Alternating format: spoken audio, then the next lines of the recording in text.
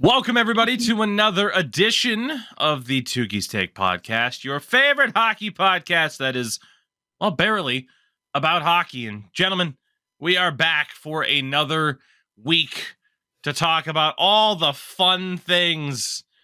Just kidding, there aren't that many fun things because the NHL is kind of depressing nowadays, but we'll talk about a few fun things today.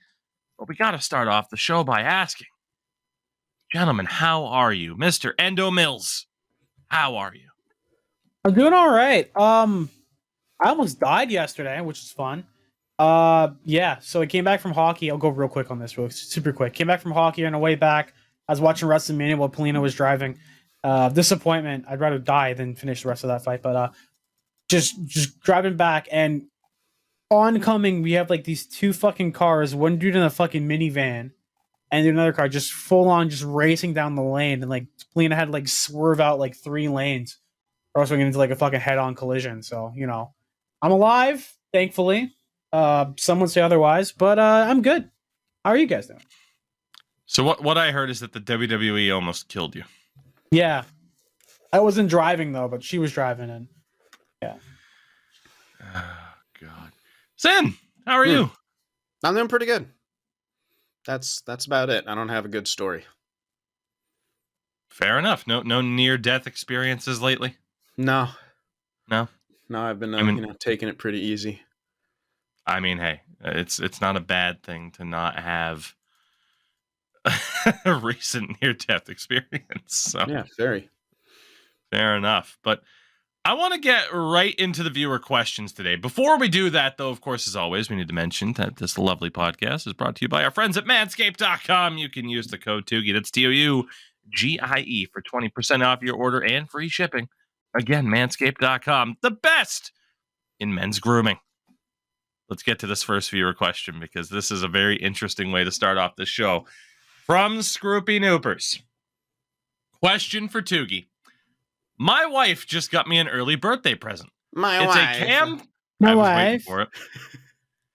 It's a Cam Fowler Anaheim Ducks Adidas hockey jersey. The 25th anniversary edition. She bought it off of eBay from a Tougie_24. So my question is, am I wearing your jersey right now? Yes. Yes, you are. In fact, you are, Scroopy. So, hey, happy birthday and enjoy my Cam Fowler jersey. Yeah, give your wife a nice gift in return for that awesome find. Feel free to buy either of the other 2 jerseys I currently have listed right now, a Patrick Waugh Habs jersey or my JP Dumont Sabres jersey. Feel free. Yeah, I wasn't... it was tough to part with that jersey. I was not going to sell that particular jersey, but, you know, when you got a wedding to pay for and you start looking around, it's like, do I really need 3 Ducks jerseys? Sin would say more than... Why the fuck do you have one? Exactly.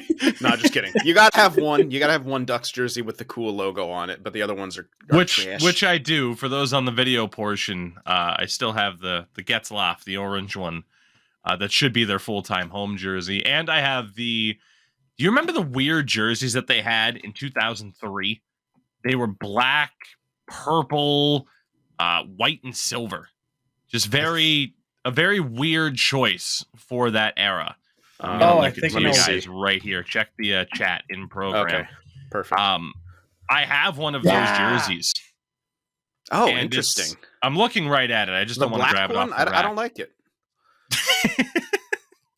I like the purple. The purple and the white ones are so good. Like, those are classic. They used it as an alternate for their kind of well-remembered jerseys. It looks better in person, and it's a Peter Sikora, who is one of my favorite hockey players of all time for no reason whatsoever. So that's the only other Ducks jersey that I have. So the Fowler, as much as I loved it, I'm like, well, I can part with that. So yeah, Scroopy, congrats. And congrats, Scroopy. Your wife has great taste. Yeah. And the other question, why not, for the podcast in general, favorite Pixar movie? Ooh. That's a loaded question. Ooh. That's a loaded question, because I got to be honest. I like Wall-E. Was Wall-E a I Pixar gotta movie? confirm whether this one's was. Pixar or not. Hold on. Which It's a one, Sin? I'm Pixar. looking at the Hold on. list. All right. For me, I mean, here's the thing. Pixar started off on a fucking hot streak, man. Toy Story, Bug's Life, Toy Story 2, Monsters, Inc., Finding Nemo, The Incredibles, Cars, Ratatouille, Wall-E, Up, Toy Story 3, Cars 2, and I never saw like Brave or anything that they've made recently or in the past 10 years. Yeah, fuck, man. They fired on all cylinders for the first They like 2 crushed decades. it. It's hard not to go with Toy Story movies for the nostalgia straight up, but honestly, I have to go with Finding Nemo. Yeah. That is, I had to confirm whether that was actually Pixar. I couldn't remember, but yeah, Finding Nemo is just so fucking good. Like, it's such a good movie. I have seen that movie 36 times because of nieces and nephews. Oh, dude, I don't even. Yeah, I can't wait till I'll get to watch it with my little. I guess she's technically second cousin, but I'm Uncle Paul to her. She's like 3. I'm probably not ready for Finding Nemo yet. Or now she's 4 now. Fuck. Yeah. Anyway. Oh, don't worry. Before you know it, you'll be like me, who already has 2 nieces who have graduated high school. Oh my. Yeah. That's Damn. weird. Older siblings. Yeah. That's what happens when you're 5 years younger than any of your I have an older sibling too, but yeah, but it's weird. It's neither weird, one man. of us have kids. God. Judging by our home life, we're like, fuck that. No families for us. Ugh. Do I really also- want to raise a family in the United States? I don't know if I do. God, yeah. Endo, do you have a choice here? Because I'm struggling because it's just you can't go wrong. For Pixar movies. Yes. Yeah. Wall-E. Done. Okay, that was your final Wall-E's choice. a good movie. It really is. I think that was like. Good answer. Good answer. Good answer. Good answer. Show me Yeah, he Wall-E. said. Oh fuck! Where's the button? I think I have it somewhere Do the here. Steve Hold on. Harvey voice. Show me Wally. Do it, Endo. I know you're gonna get Nigga, huh? He said, "There you go, dude." What? I don't know. I'm fucking tired, dude. Oh man. Oh God, That was like Cosby mixed with Steve Harvey. Yeah. I get my black people confused. Call me a Republican. Jesus. Oh man. I can't do it right now. But yeah, That's fine. Wall-E's a by far than none one of my favorite Pixar movies. Obviously you could say like Toy Story, but like Wall-E, I don't know, it hits different. I do love me some Toy Story. Again, Bug's Life, very good. Incredibles, very good. Oh yeah. I gotta shout out Monsters Inc. I gotta do it, and it's I don't know. Maybe it's because of my soft spot for John Goodman. How is John Goodman not the face of those TV dad commercials? Like, don't get me wrong, I loved Family Matters, but we need more John Goodman representation. Damn it. Yeah, I'll go Monsters Inc. Monsters Inc. is fucking awesome. So Scroopy, thank you for the question, and enjoy my well, it's not my jersey anymore, it's yours. Enjoy a great jersey. That was once mine. And immediately, by the way, I told the fiance that story, and she laughed. It's like, well, he knows your address now, right? And I'm like, yeah, and I know his. What about? Whenever, because I've had people ask me, it's like, well, don't you think it's weird? Like, hey, if someone watches you, they could just like find you. It's like, dude, people can find you no matter what. Yeah. If anything, buying a jersey just helps me because then I know where you are. So it's perfect. Now we're on an even playing field as opposed to just whatever else. You feel free to make the trek out to the middle of the fucking woods. Have fun. Try not to get lost. From Bouncy McBoink Boink, excluding being a player, ref, coach, or drunken / Karenish hockey parent, which job would you realistically see yourself doing at an ice arena? Now, I thought this. Yeah, well, yes. I was going to say, I thought this question was kind of weird, right? Because it's like, well, I mean, all 3 of us have esports commentary experience, so that would be the obvious direction, unless they were looking for something like popcorn vendor. but I have a way to really bring this question together. As proven by my ability on NHL 2K10, Zamboni driver. Mr. hasn't gotten a 100% in that mini game since he was 12. But, well, maybe not 12. It would have been 15 when that came out, but it's been a long time. That would be Davos's job. He's a fucking wizard at that mini game. Damn. Yeah. So there we go. I don't know. Weird question. Unless you guys have an answer for it. No, like everything else is just too much sensory shit, too much chaotic energy. I don't know, man. I couldn't work at especially on a professional level, I could not work at a fucking arena. Way too many people constantly. Imagine being like the on ice or like the person working the crowd. Like, okay, it's second intermission. Here comes the fucking arena host toss. Hell no. Yeah, I would sock so many kids in the face with those fucking beanbags or the shirts and everything. Directly aiming for small children with the t-shirt cannon. I'd love that job. Oh god, would mascot count? I can't be any worse of a skater than the Coyotes mascot. Oh my god. There's a couple of options. Anything that isn't around a ton of people, I could do. But I don't know. I don't know that many ice hockey rink jobs. There you go. I'd be a skate sharpener. Hang out with Hans. Yeah. Oh god, kids! If you don't get that reference, you got to fix that. Yeah, you got to fix it. Or I could hang out with Jan because he was there for one movie. They had to insert a brother, probably over a contract dispute. I have to look up why Hans wasn't in the second movie. Now it's probably a contract dispute. Oh god! Well, now I want to know too. God damn it! Give me a minute. God damn it! Also, fuck you, Disney. Hans and Jan, just the most fucking stereotypical Norwegian names they can think of. Shouldn't it have just been Jans to really line it up? Or well, Hans is it's two different. Oh yeah, I see what you mean. Bombay meant to replace by his brother Jan, reprises his role in the third film. Jos Auckland from London, England. Why were you not in the next Mighty Ducks movie? It doesn't say on his Wikipedia. This is bullshit. Hold on. Jos Auckland. We're doing this live. I don't even care. Mighty Ducks 2. Why weren't you in it? If somebody can find it, you let us know. Because I can't. Hans did not appear in D2, but was mentioned by his brother Jan, saying that he went home to Scandinavia to see their mother, as she loved him best of the both. That's good to know. Oh, God. All right. Oh, well, apparently they were German, not Scandinavian. I totally thought they were supposed to be German.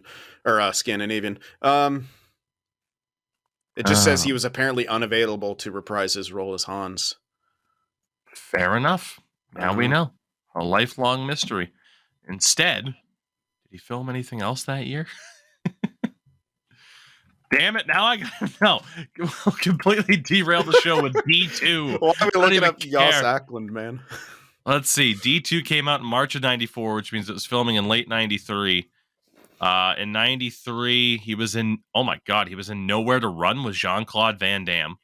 I'd take that too. And voiced King Papa in The Princess and the Goblin. A 1991 animated fantasy film.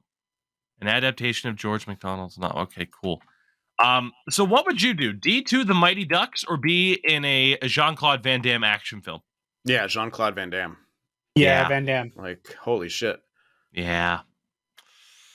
I feel like that was a pretty good choice. So congrats to Jos Auckland. From RG Dust. Can you tell we have very little hockey to talk about? Holy shit. From RG Dust, favorite mobile game. I will be completely honest. I don't play mobile games. Shadow Legends. Okay, honestly, that's because they paid me pretty well for that spot last year. Same here. Fucking Pokemon still? That's a mobile game? Let's go game? with Pokemon. Oh, Pokemon Go, I guess. Well, I mean, yeah, I get like, do you consider like a DS or a Game Boy as I think a by mobile game? mobile he means mobile phone. Okay, well, I tried to cheat it so I had an answer, but Yeah, you did. yeah, I got nothing. I do not play games on my phone. Yeah, I used to. I haven't in a while. There were a few good ones. I played the shit out of this game called Kingdoms at War, which was like a tap game and got intense. The people dropped thousands of dollars on that game. And the most satisfying thing before people started like using bots to like control their account and shit like that was like, I'll do a quick explainer of it. You track someone, you track their activity, you wait till they're asleep. And then if you buy all of the allies that they have, and then everyone uses their spies to steal from them, you lose. The more money you have out, like not invested, the more money you lose per steal. So what you do is like steal trillions worth of their allies and then steal all their money overnight. And that's just like, it's essentially for most of them stealing real money. So I had a clan that were a bunch of shit disturbers like I was, and we would just hunt down people who spent shit tons of money, track them, wait till they slept, buy all their shit, and then steal all their gold. So it's essentially like just completely making someone waste hundreds, if not thousands of dollars. You sound like a supervillain. Like this is like John McAfee's origin story. It's a game. It's within the game. And then those people who did a lot, they started using bots to, when you start doing that, if you attack so many times and waste all your troops, it'll quote unquote pin you, and then like you can't actually steal or attack them anymore. It was an interesting game. It was a tap game. And I had a lot of fun with that over the years, and pretty crazy, very toxic community at times. The forums were a crazy place to be. The chat was a crazy place to be. I was a bit infamous on there. Famous for some, but also infamous. Like a lot of people fucking knew me. A lot of people hated me or they loved me. It was pretty. That's like one of my claims to fame, is being famous on a fucking mobile game for being a complete savage. Question. What online community is not toxic if it revolves around a video game? I mean, let me think. Like is Stardew Valley toxic online? Oh yeah. Oh yeah. Even something like Animal Crossing was bad because someone had like space buns, like the little like, two dots on the top of their head for their avatar, and they had like a white avatar, and people were like, "How dare you like gentrify like hairstyles?" And it's like what the fuck are Princess you talking Leia? about? Right? But it was like the curly, like, you know, like how my hair is, like you split the two hairs at the top, like two little puffs, like kind of like this. I think that's less toxicity and more people just looking at shit to be angry at. Yeah. Like the way I think of toxicity is like people. I don't know, whatever. But I guess all forms of games are toxic, but there are some that are just way more toxic. MOBAs exceedingly toxic. Any kind of team game exceedingly toxic. But MOBAs in particular. League, I'm toxic, trying to think. Rainbow Six Siege, toxic. Holy shit. I'm trying to think of like a gaming community that really isn't toxic, but all right, let's see. Least toxic gaming communities. 6 games with the most supportive, least toxic communities. Honestly, what do you got? There was this one that was, I forget what it's called now, but you played in like, it was like set in the Napoleonic Wars, and you would have like your own guy, and like people would like RP with it and shit like that, and you would work with a bunch of other people and essentially like act out these huge battles. There's this video on YouTube of people doing it. Oh my god. And like there's people running around doing French accents, and it seemed pretty fun. But again, that's probably only highlights of some good stuff. There's probably toxicity as well. Yeah. But I think anything that has to do with more RP is going to be essentially less toxic, because RPers are all in all mostly pretty damn good people who like to pretend and have fun and are nerds, and we're all nerds are better people than most others, besides the gatekeeping one, but they're not true nerds, because the whole thing about nerds is to be accepting and inclusive, because that's how you grow your nerddom. Stop being gatekeepers, incels. So Endo, your favorite mobile game? Favorite MOBA? God, I don't really. Mobile. Okay. Raid Shadow On the Legends. go. Again, still Raid. Actually, I've been actually playing this game. It's called Pocket Champs. And it kind of reminds me of remember like the old Sonic Adventure games? And they had like the Chow Garden. You can just kind of like raise a Chow and have them race off and do fighting stuff. No. It's like that, but like people might remember this, but it's like that, but like the whole game is just like racing them to do like a racing event. And Sega hasn't put out like a standalone Chow like garden raising game at all, which is crazy because I want that back in the game if possible. Because you basically like kind of just raise a little child in a way, and you play like the levels through and get like things in the levels like gorillas or like test tubes to like give them to boost up their stats. And then when you boost up their stats enough, you can like put them in races, like race other chows and just go through. It's a lot of fun. Fair enough. Yeah. And from Jake, your favorite all-time moment from a franchise mode in NHL. So kind of compounding on what we had. I have a couple last week, and Sin, we'll go to you here first. Okay. Why not? The first one is there was this glitch that existed in franchise mode where, like, if you're trying to hit the cap floor, you have to offer a bunch of money to, like, some shit player. I offered Connor Brown, like, the max deal, but there was a glitch where if you went, like, onto the max deal, it would treat it as if you offered him a minimum deal. Like, you had to go to the max deal and then click down by one. So I had Connor Brown refuse a 22-point-something million 1-year deal and said I didn't offer him enough money, which was awesome. My other one was, I think it was in NHL 17, Pierre-Luc Dubois went to 99 overall. He was the best player in the NHL. He was better than McDavid. It was incredible. I have a video on it with him with the Thug Life glasses on, getting to 99 overall. It was fucking insane. Let me see. It was just such a shock to see Pierre-Luc Dubois at 99 overall. It was good. I'm trying to think, right? Because obviously we both have, I mean, just online, but then there's, so many things offline as well. It's tough to remember all of the different games. I mean, yeah. Damn. I got one though. What do you guys think? I got one. No, go ahead. I need you to kill the time for me. It was NHL 13. I was just playing franchise mode, and a goaltender became my legend. His name was Tyler Fuhr.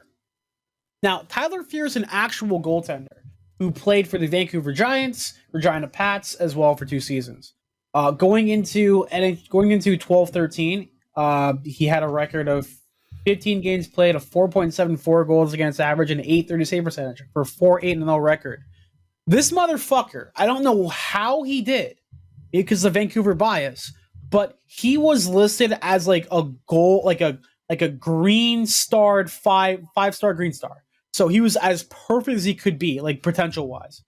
This guy dropped through 2 drafts, and I picked him as an overager. Out of the draft, he was a 95.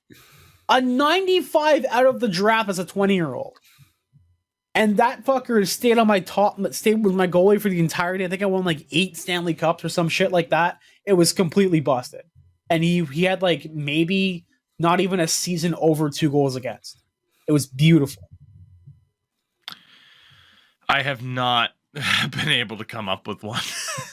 Like, I'm looking through my YouTube playlists to try and remember, but man, I struggle with questions like this. I mean, we're dating back to NHL 16 that I started making franchise modes video for. That's so fucking long ago. I mentioned the Frederick McDonough draft. It's very similar, of course, to what Endo just mentioned. But yeah, certain details like crazy series or something like that, it's after a while it gets to be difficult. So I don't necessarily have something that immediately jumps out to mind. I wish I did, but there's too much. And I gotta be honest, a lot of like my favorite moments in terms of like being on YouTube, Twitch, whatever, have come from outside of NHL. Like, I can remember a lot more like Madden wise in terms of just pure absurdity in the middle of a game, as opposed to like how I think it's because NHL, it's like gameplay wise, it's kind of weird. We talked about that last show too, how it's just kind of weird to try to watch the gameplay.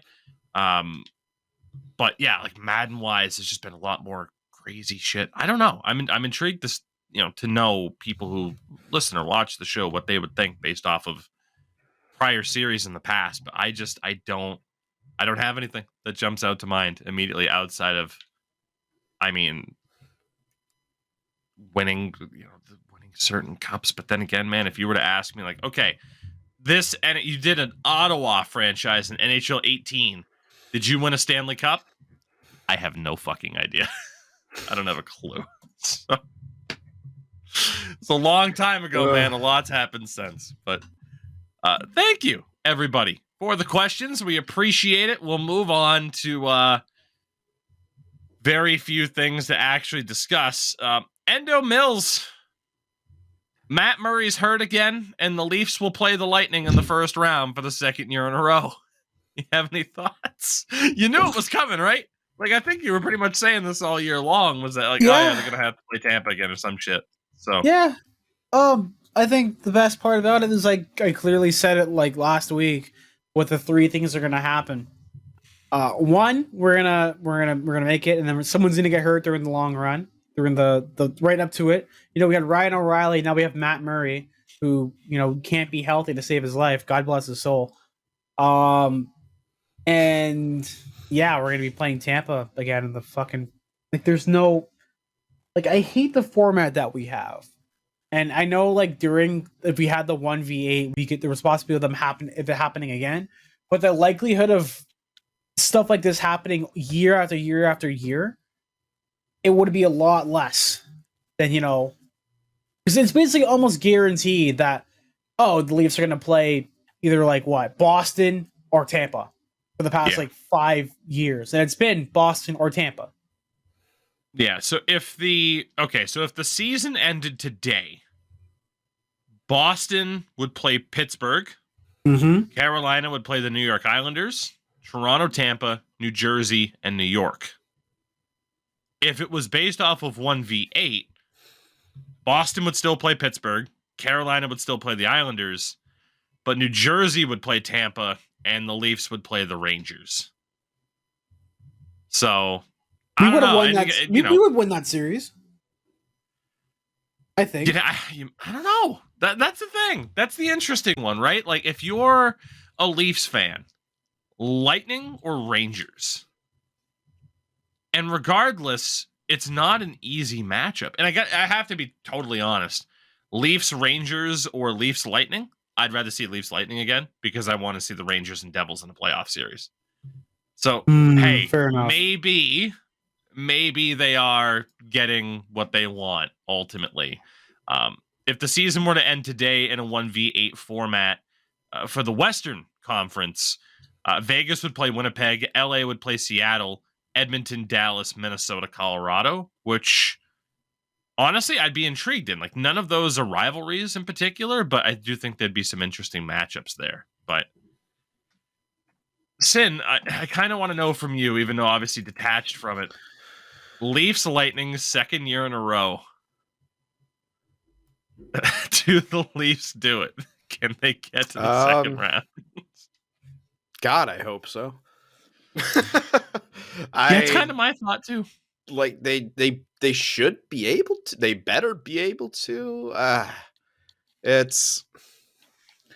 They were close last season, and I really did want them to. They've been getting better. To be honest, Tampa's kind of worse, but Vasilevsky is Vasilevsky. Yeah. And in the playoffs, it's as long as it continues to be reffed the way it is. This more applies to McDavid than Matthews, but it's, you can grab onto fucking stars and slow them down. So and the Lightning have those kind of players who can bug the hell out of skill guys. And they can score goals themselves, Nick Paul. So yeah, That's true. Aside from that, again, don't have too much to add. We'll talk about the playoffs in full. I mean, there are still some kind of crazy playoff races. Go a little bit further ahead here on a run sheet. Like the LA Kings clinched a playoff spot last night, which is kind of surprising to me, in all honesty. I mean, under the radar in a lot of ways, but a 100-point season for them at this stage, currently in second in the Pacific, where unless Edmonton goes pointless in their last 5 games, all 3 teams will hit 100 points in that division as well. So from there, though, it's the wild card that's a little bit more interesting, where right now you have Seattle in that number 1 spot on 90 points, 75 games played. Winnipeg, 89 points, 77 games played. Calgary is on 88 with 77 games played. And then Nashville, technically 5 points back, but with 2 games at hand on Winnipeg. And there was a tweet from Jacob Billington. Quote, somehow, some way, Nashville is threatening the Jets' second wildcard spot. Matt Duchene, Philip Forsberg, Roman Josi, Ryan Johansson, Alex Carrier, Jeremy Lauzon, and Mark Borowiecki are all injured, with Matthias Ekholm, Nino Niederreiter, Tanner Jeannot, and Mikhail Granlund having been traded. You know, I got to be honest, I'm kind of rooting for Nashville to make the playoffs at that rate, because that would be absolutely absurd for them to make it. And the best part is their lines. I want you to say something, anything, if it's a player you recognize. All right, let's go. Actually, maybe if it's a player that you don't. Is Rocco Grimaldi there? Oh no, I don't think he was in the national. Shockingly, no. No. So here's their forward line. Top line, according to Cap Friendly, Igor Afanasayev, Cody Glass, Yes. and Phil Tomasino. Yes. Listed as their top line right now on Cap Friendly. Second line, Kiefer Sherwood. Yes. What a name. I know him. I used to pick him up in franchise mode a lot. He was a good third, fourth liner. Thomas Novak. I think I recognize it, but it's more because it's similar to a jackass name. Brandon Novak. Yeah. Thomas Novak. I do recognize it, but yeah. Thomas Novak, who, if you follow Grav on Twitter, he'll hype this man up, and rightfully so. 44 games played, 38 points for 25-year-old Thomas Novak. Let's go. One of the most underrated stories of the season. He played his first 27 NHL games last year. The season before that, he was in the AHL and the ECHL. Good for Crazy. him. Happy for him. Yeah. Third line, Yakov Trenin, Colton Sissons, Yep. and former Shark John Leonard. Leonard, baby. Solid. Is that it? And fourth line, Rasmus Asplund, Yep. Mark Jankowski, and Mike Yep. McCarron. Yeah, I know most of those guys. That is a forward group, though. Think about that. It's like, yeah, I know them. It's not those are a few different third and fourth lines from different teams.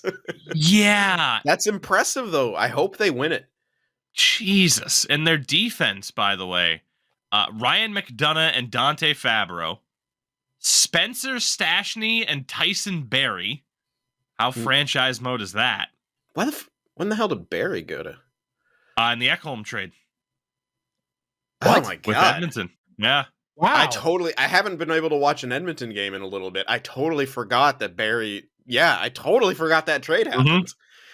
And their third pair, former Leaf, Kevin Gravel and Cal Foote. Gravel. Yeah. Yeah. What a line. That guy was also a franchise mode beast a couple years ago. He was. would always- Honestly, yeah. he's a fucking good dude too. He suffers from Crohn's disease, Oh, which shit. I am very thankful that he is out there as an active spokesperson against it, or in awareness of it. Sorry. Because he's against it. He's I'm not for it. against Crohn's. I'm against it. Fuck Crohn's. Sorry, just I the way couldn't think. it was I couldn't think how phrased. to phrase it, but Yeah. yeah, Crohn's disease fucking sucks. It took the majority of my dad's large intestines. Almost died from it 20 Yikes. years ago. Still with us to this day. God bless him. But yeah, shout out to Kevin Gravel, man. I mean, literally, like it mentions during the summer before the 2017-18 season, he was diagnosed with Crohn's disease, lost 40 pounds. Damn. Going through that, and then bounced back and is still in the NHL now. So shout out to Kevin Gravel. He would have been fucking released in the 90s. How dare you not gain weight and put on muscle over the offseason? Right. So I don't know. Western wildcard wise, gotta be honest, I'm hoping for Seattle and Nashville. Calgary, it's just the bloom's kind of off the rose with Daryl Sutter. But holy shit, what a disaster if they miss the playoffs because of the whole Huberdeau trade. Winnipeg, it's been kind of a collapse for them. I think Nashville making it, even if they might get fucking just destroyed in the first round, it would still be. Didn't that happen to them like last year where Saros went down with an injury and then they had to choose between Ingram and who else was it? But I said, go with Ingram. And they did, and he killed it. Was it Ingram and Riddick, I want to say? Oh, God, I can look it up. But yeah, last season, do you remember who they played in the first round? I'll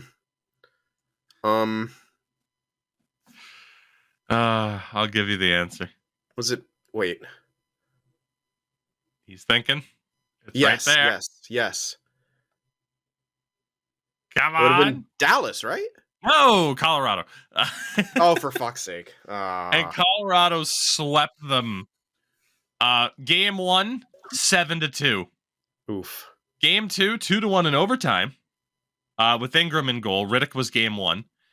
Game 3 with Ingram in goal, 7-3 Colorado. And game 4 with Ingram in goal, 5-3. Yeah. Ingram had a good game, though. Oh God, so the funny thing is about Ingram, right? And I mentioned those high scoring. He had a 913 save percentage in those appearances. No, yeah, so, he was good. Jesus. Dave Riddick, 1 appearance, 15 minutes of ice time, 13 shots against, 5 goals for a 615 save percentage and a 19.91 goals against average. That's bad for Eschel. Yeah. Like, just that save percentage is even bad for Eschel. Jesus. Oof. Shout out to Nashville. I put a little section up here for eliminated teams. I don't want to go through everybody. I mean, again, it's like, like St. Louis and Vancouver are confirmed out. Hey, you never know. San Jose's making a push. They're making a push. Yeah, let's get we will get our update. I did want to mention, though, because of the Nashville injuries, I wanted to mention Montreal as another team that are injured to hell. Alex Belzile and Sean Monahan are now the 8th and 9th Canadiens players to have their seasons ended prematurely due to injury, joining David Savard, Caden Gooley, Arbor Jacki, Cole Caulfield, Juraj Slavkovsky, Josh Anderson, and Christian Dvorak. So there are some teams that have just had crazy no fucking luck whatsoever. It's nuts. It's like, damn, they're taking away all the Vancouver's excuse now. Yeah. So, you mentioned the Sharks being on a run. 3-game winning streak, you fucks. I hate it. 3 games in a row. They are now in 29th. Go ahead. I was just going to say, here's the thing. It's hard to be completely pissed at it because at the same time, we've been calling up all these young guys from the AHL, and they've all been crushing it. Chris Scuolo got his first goal. Gushchin got his first goal. They looked great. We ROFL stomped Arizona. We haven't had too many games like that with young talent. So while we're fucking ourselves in the Bedard sweepstakes, let's be real. Even if we got last place, we probably is not going to get Bedard. Like they're not. He's not going to. It's going to go to Chicago. Let's all mentally prepare for NHL to hand a franchise fucking player to an original 6 team. Let's just mentally prepare. Did I not call that literally all season long? Oh yeah, by the way, and I completely agree. Like, let's just be ready. It's time for. Yeah. Anyway, but just give me Fantilli. I wanted Fantilli as a consolation prize, and now maybe not. So the standings. You'll get to gamble on Michkov. How about that? I mean, who's the last great Russian shark? Pretty sure you have one. Drafted? I'm not sure. Well, like Barabanov and Svechnikov are on the team. They're not great, though. Like he's, yeah. I mean, no, don't get me wrong. They're good players. But Barabanov, neither one of them are great. Yeah, who's the best? Viktor Kozlov? Was that our best Russian? Hold on. Maybe. I wanted to say Habib Bulin for some reason. Oh, you're thinking of he Nabokov. Was never on the team, yeah. Nabokov, Nabokov, but he was Kazakhstan, though. He was born in Kazakhstan. That's right, he is. Yeah. He played nationally for Russia, but he was born in Kazakhstan. Ooh, yeah. Who would be? That's another good one. Who would be the best Russian player in Sharks history? All that's popping up is all the bullshit about the Czechoslovakia. Yeah, I was about to warn you not to tweet or not to search because of all the tweets and the news stories. Yeah, I'm just trying to think of some of them, but some of them are hard to think of. Like, was Milan Mihalik was Czech, obviously. Alexander Korliuk was. Just look at all-time scoring and look who's of what ethnicity they are. Yeah, that's a good way to do it. Thank you. That's what I started to do, and I got to be honest. So the all-time leading Russian scorer for the Sharks. I'm going through Klont Hockey. I'm down into the Barabanov is number 49. Nice. Barabanov is the all-time leading scorer amongst Russian Sharks. Are you sure? Yeah. He's ahead of Sergei Makarov now. You skipped Alexander Korliuk, who had 142 points in... Oh, I did miss him. Hold on. In 296 games. Oh, yeah, you're right. I missed him at number 30. I mean, Barabanov, I guess correct. It would be Korliuk. Yeah, Alexander Korliuk. Corky, who he had two stints in with the Sharks. The first time he was there, he was number 15. And then he went elsewhere, but then we got him back, and then he changed to number 94 because I think we had a 15 or maybe not, but that was his draft year. Little fun fact about Alexander Korliuk, who was honestly one of my favorite players for a while. Just one of those guys where most people would say who, and you're just like, but I remember him. Yeah, it's one of those guys who I just liked for no real reason. Yeah. So two things. One. Strong use of the term ROFL stomped. I haven't heard that in about 10 years. When did I say that? You did. Oh, yeah, we ROFL stomped Arizona. Yeah. Absolutely. We put on our roller skates and ROFL stomped them. I hear my ROFL copter go schwa, schwa, schwa. So the Sharks are locked into the bottom four, right? They have a game at hand on Montreal and are 7 points back. You'd like to think, with 6 games to go, that they're not going to make up a 7-point gap.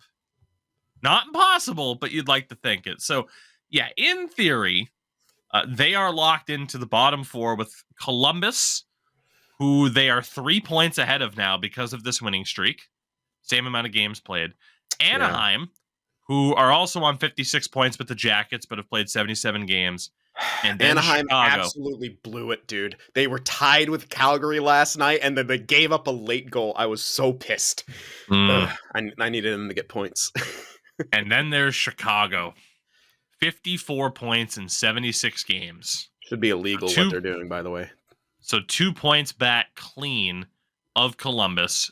5 points behind San Jose. And Chicago has lost 8 games in a row. They're going to be rewarded. As have the Ducks, for that matter, too. Here's the thing. About Chicago is the one team amongst these 4 who has clearly been intentionally tanking. Yeah. Which is bullshit. And Gary Bettman wants to eliminate that.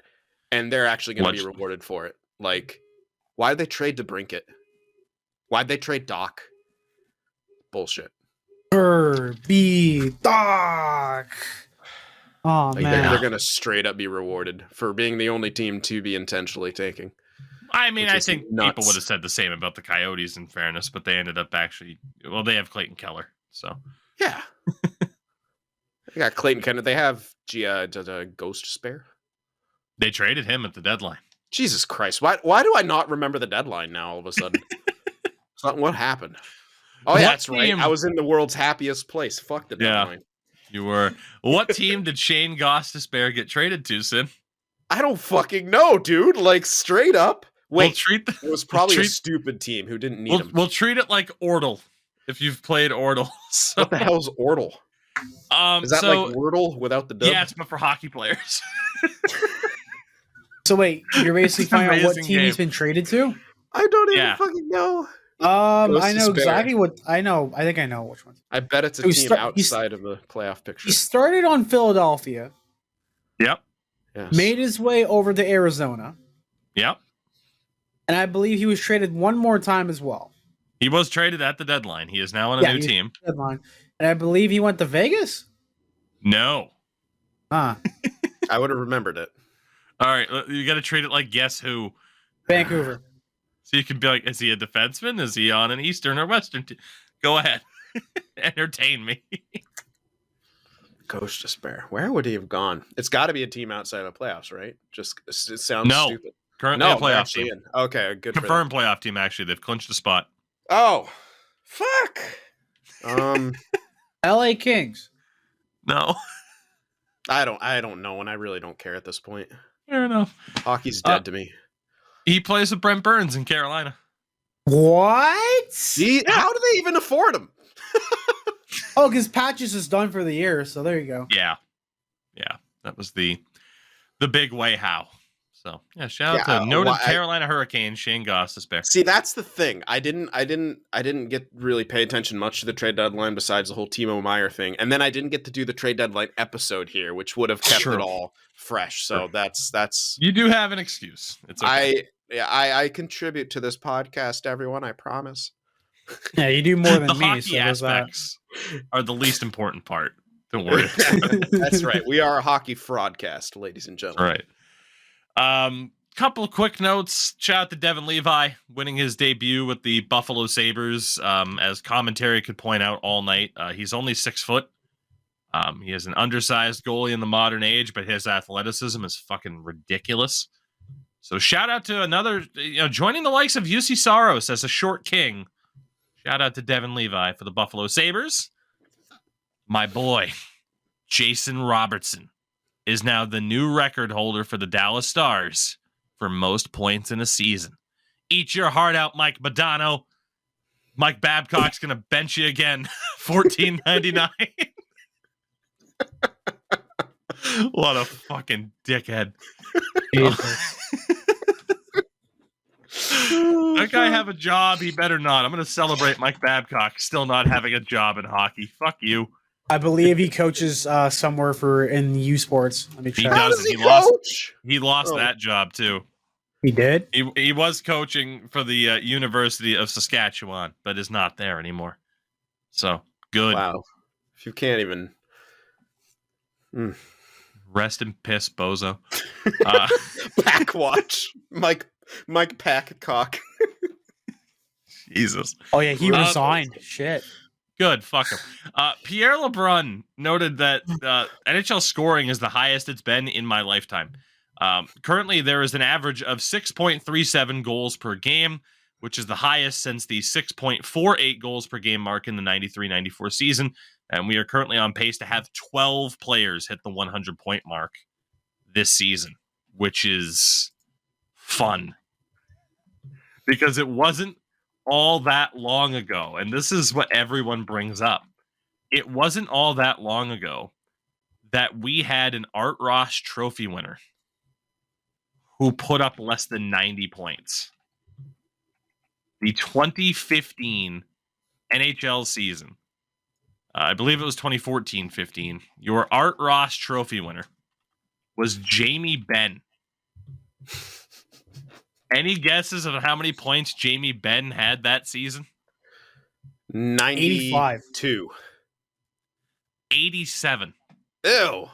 Yeah. He won the Art Ross with 87 What year was this again?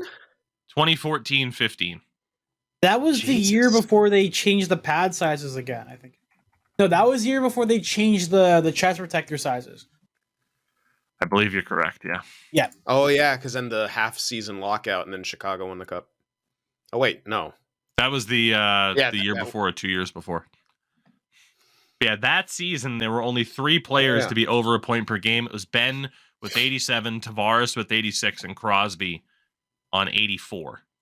Crazy. Yeah. What the hell happened that season? To that point, Connor McDavid currently has 146 points in 77 games. Dude, he's gonna hit 150. Like, there's honestly close to no way he doesn't. Right? Like, he needs 4 points. Yeah. What's their schedule? Let me check. Yeah, you check the Edmonton schedule because really quickly, I need to. Oh, dude, they have a game against Anaheim and San Jose. Oh, wait. Yep. They play LA, then Anaheim and San Jose, Colorado, and then San Jose once more. Dude, McDavid is hitting 150. He's got 2 games against San Jose and one more against Anaheim. Oh my God, look at their their last games of the season in the month of April. Arizona, Vegas, LA, Anaheim, San Jose, Colorado, but then San Jose again. What a nice end of the season for the Oilers. Holy shit.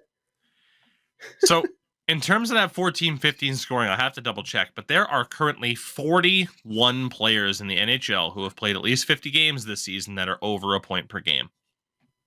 That includes defensemen like Quinn Hughes, Travis Konechny, Alex Tuck is over a point per game this season.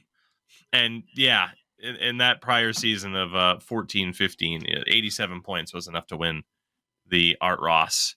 That's nuts. There are currently 17 players in the NHL this season with at least 87 points. I like it. More skill is not a bad thing. Like, definitely not. And it's not like people are playing less defense. Like, there's just more room for playmaker, like those kind of high caliber guys. And honestly, I think just the skill level continues to get good or get better. Well, speaking of getting good and getting better, the Boston Bruins, who are the fastest team in NHL history to 60 wins. They did it in 77 games. Did it without Bergeron too, right? They've rested him a couple of times. I thought he was like maybe injured a bit but no, I think just general rest. They're NBAing him. I like it. Yeah, so Tampa won their 60th game back in the 18-19 season in 79 games, and the 95-96 Red Wings did it in 80 games. So the Bruins on pace to be the winningest team in NHL history.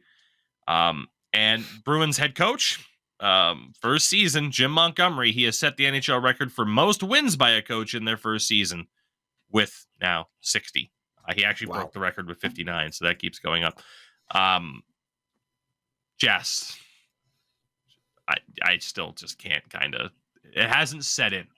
Essentially, that the Bruins are as good as they are. And I blame Tampa for it because that's the thought. What if they get to the first round and they just don't show up? Damn it. Like the only thing that makes me feel better about it again is the fact that David Pastrnak was signed. Like that fear of what if they get bounced in round 1, which it's likely against Pittsburgh right now is what it's looking like, but it could be against Florida. Bruins Panthers round 1. I don't know, man. Kachuk. I don't know. Kachuk. He's the big X factor. Like Bruins Penguins, I still favor the Bruins. Yeah. I do.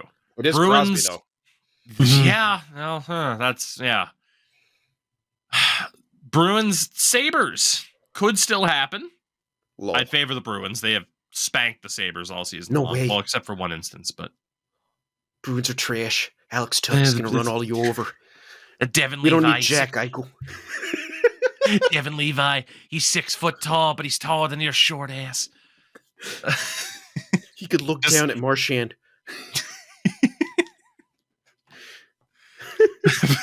God, we need to have Architect back. We do. What the hell?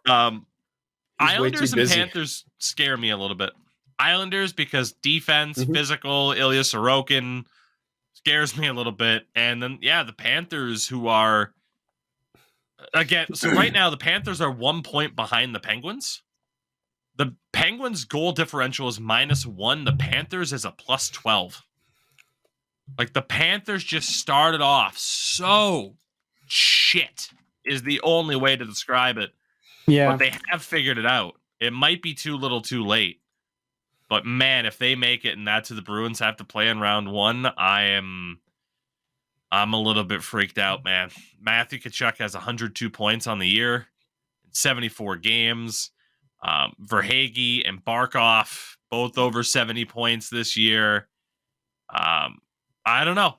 I'm intrigued, obviously, and we'll continue to follow that as things play out. But I think the lesson today is never forget that Jamie Benn won an Art Ross trophy with 87 points. And justice for Hans. He should have been in D2. God damn it. With that, we'll wind things down. Endo Mills. Goodbye, Do you also have an impression of Hans? No, I do not have an impression of Hans, unfortunately. But what I do have is more videos coming out for Tougie, not for me. I think I'm taking a step back from streaming because I don't know what the fuck I'm doing. No, not even. Well, I have to do something on Kick with Lime because he's doing one of his Discord leagues, and he's like, "Hey, come do commentary with me," and I'm like, "Yeah, sure, okay, yeah, let's do it." I'm not afraid at all for my safety. Yeah. Ooh.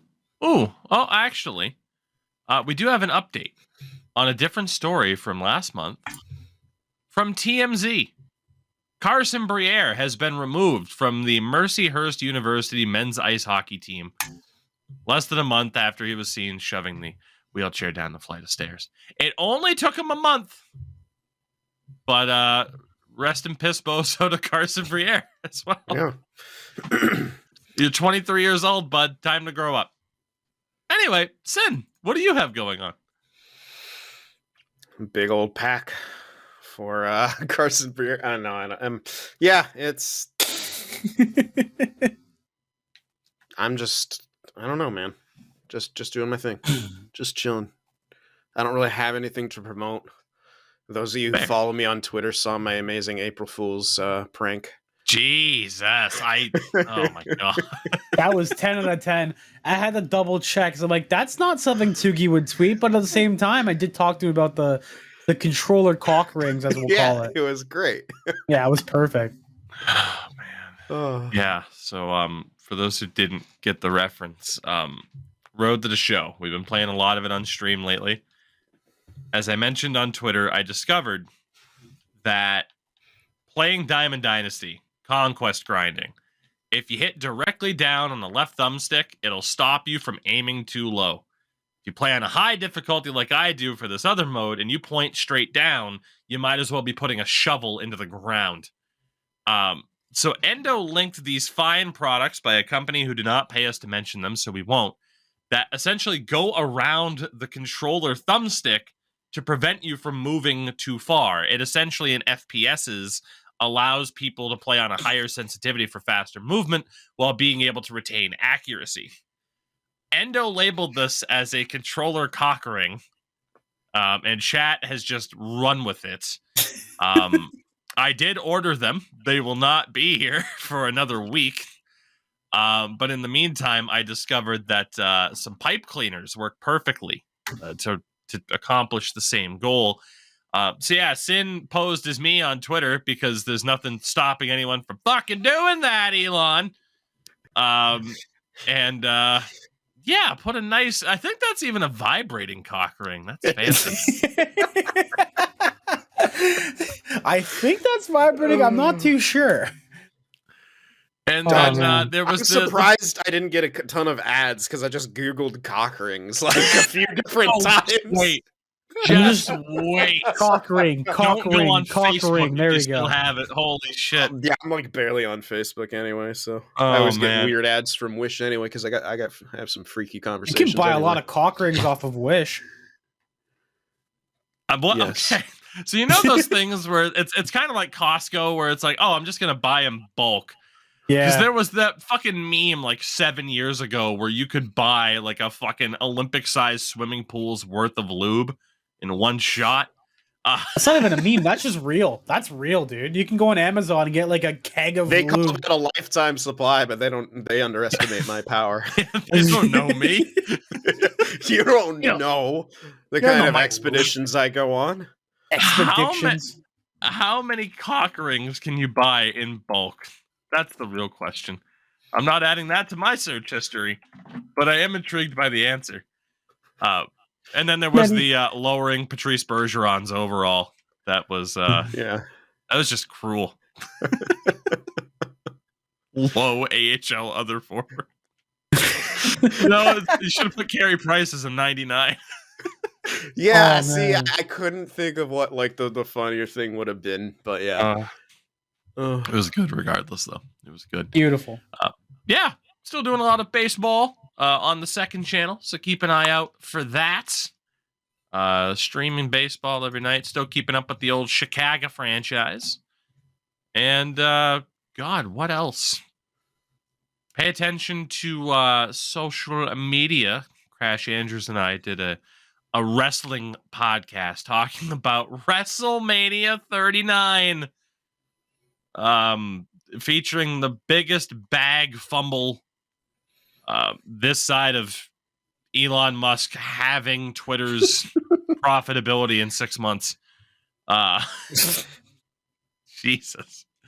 We'll be back later this week. Will we have more to talk about? I doubt it. So look forward to more rambling conversations about sharks from 20 years ago, cock rings, and Jamie Benn being good once. We'll see you next week, everybody. Later this week. Next week? I don't know. Who's to say? What a sick outro.